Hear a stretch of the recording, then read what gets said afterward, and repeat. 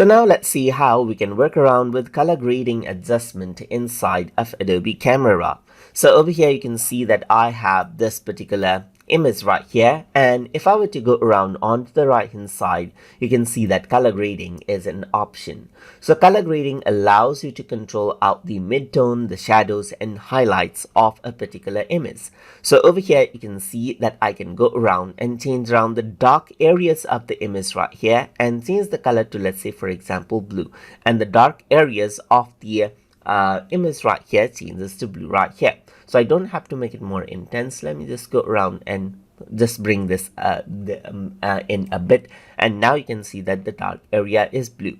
Similarly, you can see that there is highlights, and highlights are the bright areas, and you can make it more red or green and so forth, as you can see right here. So let's make it more red over here. Then you get the midtones over here, which allows you to go around and change around the midtones right here, the medium levels, which you can go around, turn it more green or whatever color you want right here. And you can see that you can change around the color grading according to how you want right here. You can also go around over here and then click on shadows just like this. So there's all three color wheels right now, but you can also go to shadows and then expand out the shadows, or you can go around and see the midtones and the highlights right here. And you can also see global right here, which affects out all of the colors, as you can see right here as well. And then you can change around the luminance of the overall color as well.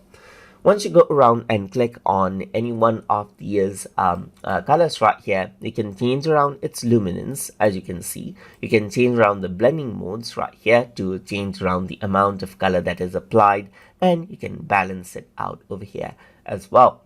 So that is how you can work around with the color grading adjustment to change out the color of the